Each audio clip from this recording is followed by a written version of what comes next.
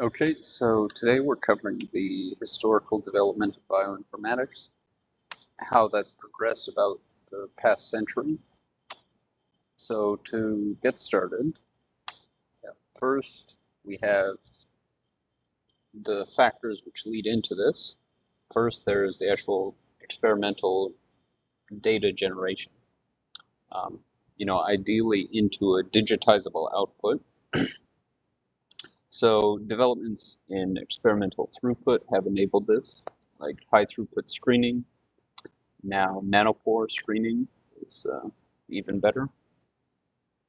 And structural biology, the amount of time it takes has also gone down considerably.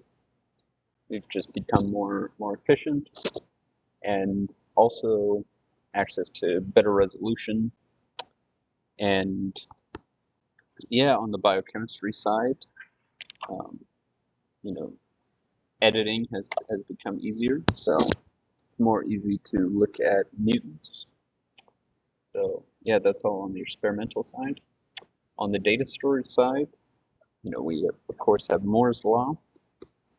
So we're generating ever bigger data sets, such as 4-dimensional light sheet movies of living zebrafish, or you can also do it with mice which are mutated, so they have translucent skin. That's also, they can be imaged in vivo.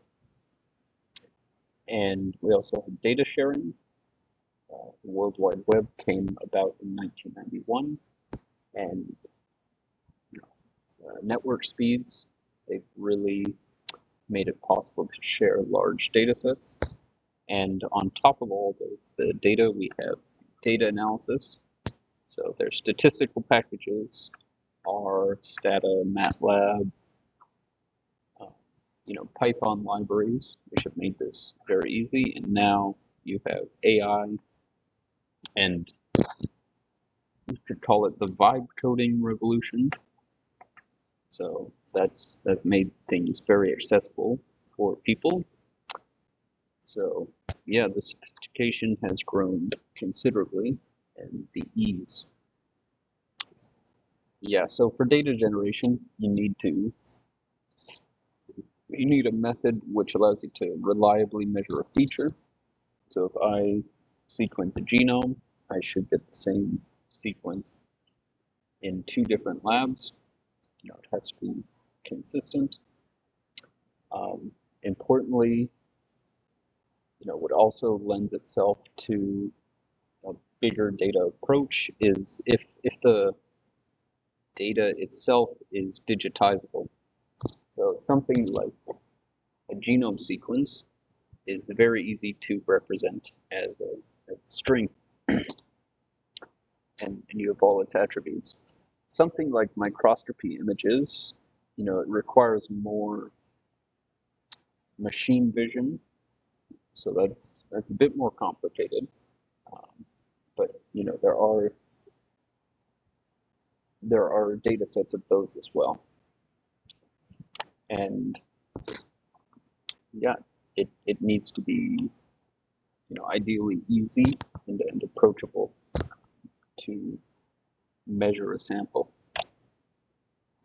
So with biochemistry and biophysics, we'll look at DNA, RNA sequencing,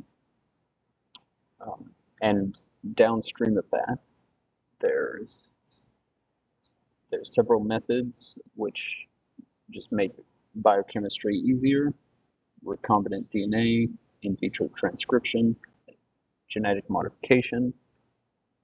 First through restriction enzymes. Well, at a very crude level, you just have irradiating the sample. That's how the first modified crops came about. It was just through radiation, until they got the trait they were looking for. But yeah, that's very crude compared to restriction enzymes, and now we have CRISPRs with guide RNA. So that's become a lot more sophisticated. And also microscopy, that's developed considerably with the whole digital imaging. That's made it a lot easier to share results. The very first microscopists, they had to sketch it out by hand. Structural biology, that's been foundational for drug discovery, and that's generally how new drugs are made.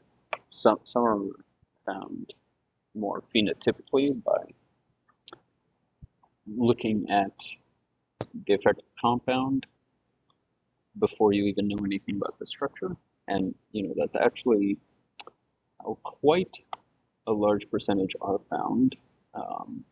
Rational drug design, I'm not sure what the precise percentage. I want to say it's about 50%, but I'm not sure about that. And there's many others here. So in microscopy, in 1683, we have Anton van Leeuwenhoek using his microscope to identify bacteria. He was the one that really increased the quality. But before him, you have Robert Hooke, and you have Janssen Fama, even before Hooke. 1830, you have the first photograph taken using a microscope, and that was by just projecting an image onto light-sensitive paper. In the 1870s, Ernst Abbe, Carl Zeiss corrected chromatic aberrations. That is, different wavelengths of light have different refractive index, so you get some blurring if you're looking at color. So they created a lens which corrected that and increased the resolution. 1986, you have the first digital photomicroscope. That was by Hyrox company, a Japanese company. And so, the first digital picture of a microscope slide.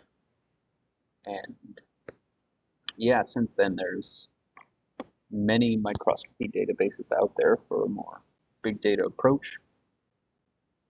Some on pathology and histology.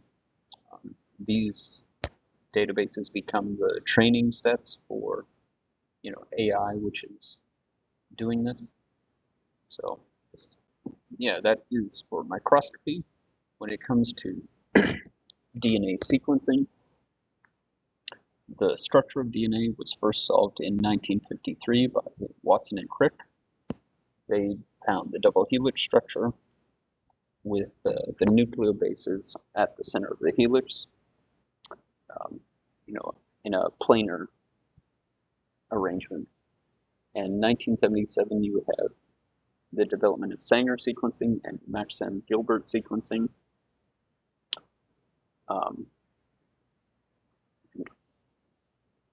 1982, there's the very first sequence database, that's GenBank. It's still the same one that we use, but the sequences were stored on magnetic tape, and you didn't have a way of accessing except for visiting in person. In 1996, the Bermuda Conference that established deposition in GenBank as the norm for new sequences being published. So if you were publishing an article and it had a genetic sequence, you were required to put that into a public repository, GenBank, which at this time was online. So this established open science as the norm and set the standard for the field.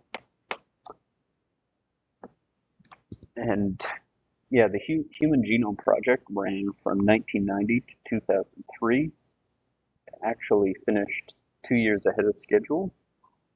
It was a very long process. They actually started planning as early as 1984. Craig Venter, he really stepped up to bring in private enterprise to genome sequencing and yeah, they were able to finish it ahead of schedule. The first sequence was actually, oh yeah, a draft version was in 2001, and then the final version was 2003. So that was the goals. So when we get to data storage, a human genome is 3 billion base pairs.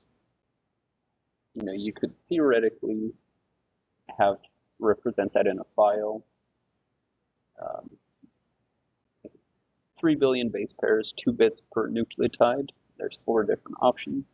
We have 6 billion bits of information. So our theoretical minimum would be about 715 megabytes, plus metadata, of course. The actual file size is 2.1 gigabytes when compressed, but there's lots of annotations and these things, so that's fine. But yeah, that was reasonably large for 2003 standards. You have flash drives in the tens of megabytes, and at download speeds at the time, it would have taken roughly 6 hours to download that. So yeah, storage has made, you know, there's several billion nucleotide sequences in GenBank, 4.7 billion. So this would not be possible without petabytes of storage. So thankfully we have Moore's law, and that's held firm, which is quite good. Yeah, here we have GenBank, 4.7 billion sequences across 6,145 species, or sorry, 6,145 species. That's the number of full genomes. So that's that accounts to roughly only 0.4% of known eukaryotic species. So there's still a lot out there, and that's a current number as of 2025. When we get to structural biology, we get early structures in the 1970s. The structure of myoglobin was resolved. This was a bespoke case, but yeah, the PDB protein data bank, it starts in 1972 with the structure of myoglobin, and yeah, since then it has grown to, I believe, around 200,000 structures. So, you know, and each of these structures corresponds to a pretty intensive experiment. You know, it's not just a matter of crystallizing and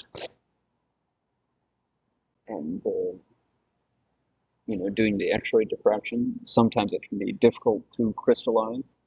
Sometimes it's an entire PhD thesis, or at least it was. Possibly things have changed now. Cryo-EM has definitely helped with difficult to crystallize proteins, and also capturing dynamics. So that's helped a lot. Yeah, here's a brief overview of the internet. It started as the ARPANET, 1969, 4 connected sites. By 1975, getting up to 57. And 1983, you have TCP/IP, so the development of standardized protocols for network communication. And later, you get the domain name system. And then 1989, Tim Berners-Lee starts working on the World Wide Web from CERN and launches 1991. So this was more user-friendly, using a browser and web pages instead of command lines. And 93, you get the Mosaic browser, developed by Mark Andreessen and Eric Bina.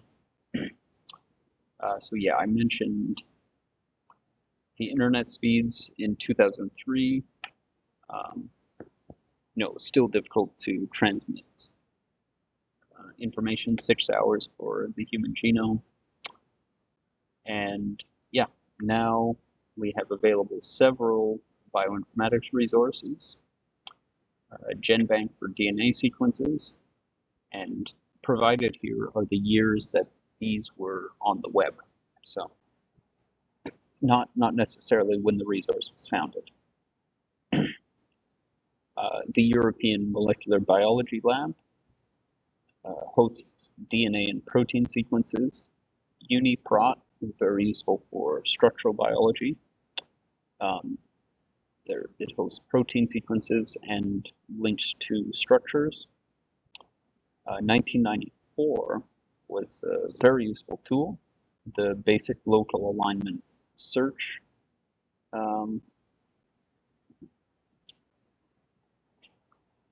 I forget what the T was, but yeah, it allows you to search for sequences using a sequence as a query, and it also was a sequence alignment algorithm. Search tool was the T. Yeah, PubMed came online in 1996. That's just abstracts and articles. And PDB was made, the protein data bank was put online in 1995. But that existed as far back as 1971. And that's very useful for protein and nucleic acid 3D structures. It's used very commonly in drug discovery. I don't know what the exact number of new drugs developed from it is, but it would be most rationally designed drugs, most if not all. Bioinformatics resources, there's a meta resource, the Online Bioinformatics Resources Collection, OBRC, which keeps tabs on the current databases out there. You can see just numbers for the different types of databases. So several hundreds for each category. Yeah. And here, yeah. So for DNA sequences, there's useful developments in the algorithms. Some of the basic functionality you need is a way to align sequences. So if you have two genomes from, the same species, and you want to see how they differ, first you want to line up the nucleotides and look at the places where they differ. So,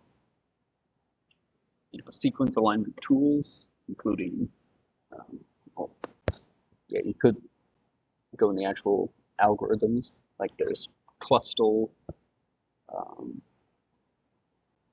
that's sort of the major one. But yeah, also with sequence alignment, you can also take a query sequence and align that to a bunch of sequences in your database to see what level of agreement you have, and then you can use that as a search term. So that's how NCBI BLAST came about. And yeah, if you have aligned sequences and you know where they differ, you can, and you have a bunch of sequences, you can create a matrix for how much each sequence differs from another one, and you can create a phylogenetic tree from that to infer the evolutionary history of different subspecies. You can look at it at any level. You can look at speciation or just genetic variation within a species. There's also mutational clock. It's assumed there's a constant mutation rate. Of course, that's a modeled assumption. Doesn't correspond to reality, but along it provides an estimate of divergence time with error, of course. And you can also infer the degree of selection pressure on a given gene by the synonymous to non-synonymous mutations. I'm not going to get into depth here, but basically, if you're seeing that there's a high number of non-synonymous mutations, that means the amino acid stays, there's a high number of synonymous mutations, meaning the amino acid sequence stays the same, and you're not seeing a lot of non-synonymous mutations. What could explain that is that any of these mutations which change the amino acid cause the organism to be non-viable. That's one potential explanation. So there's an analysis based on the mutations, which allows inference of the selective pressure. And you also have sort of more basic summary statistics like the GC content and the degree of codon optimization for a given host. So that's important for viruses, because they require the host's tRNA pool. So yeah, there's some analysis of the fitness for a given host based on the codon optimization. So that's some of the bioinformatics tools that are out there for genomics. And yeah, you can see here what's been the impact of some of these open data resources. So, for example, Protein Data Bank. PDB IDs have been used in 600,000 citations. See here, AlphaFold.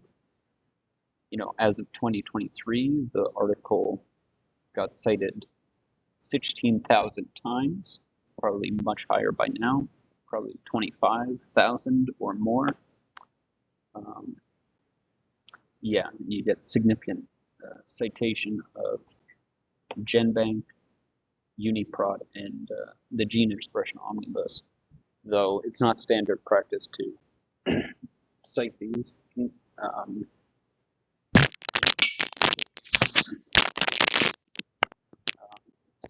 These are definitely underestimates of use.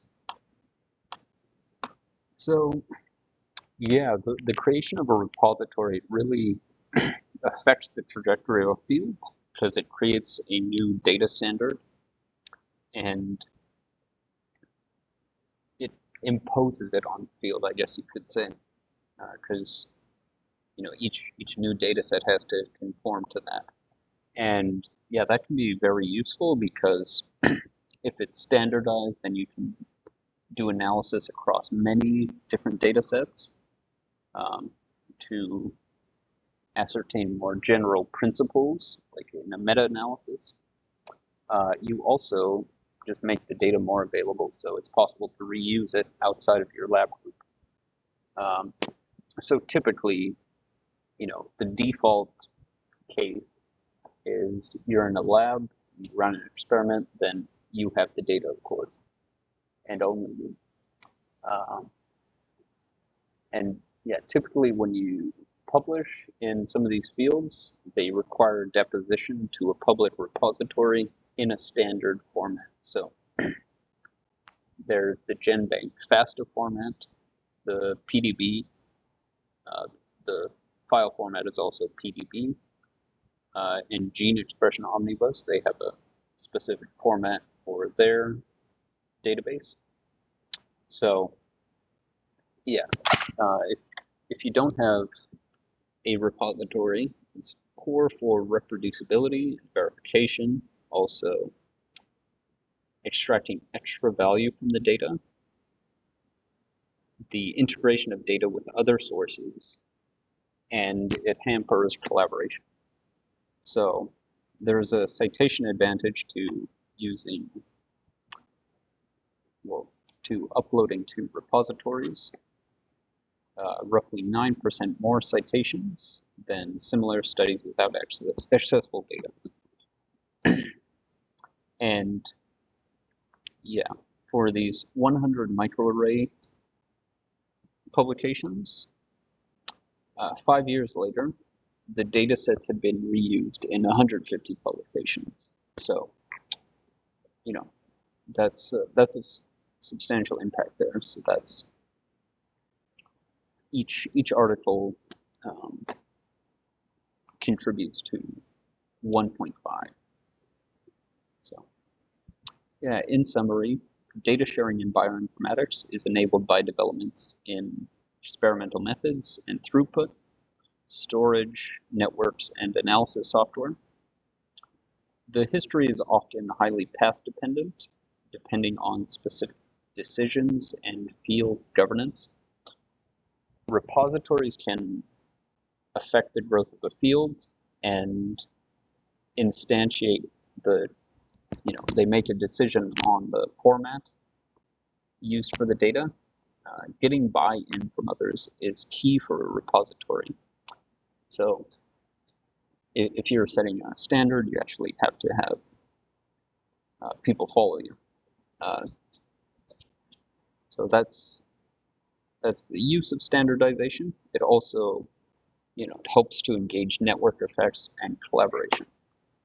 So yeah, next week we'll be going over some workflows using data sources in biomedicine, workflows such as drug discovery, genome-wide association studies, and determining the stability of a drug target to mutation. So I will see you next week. Thank you.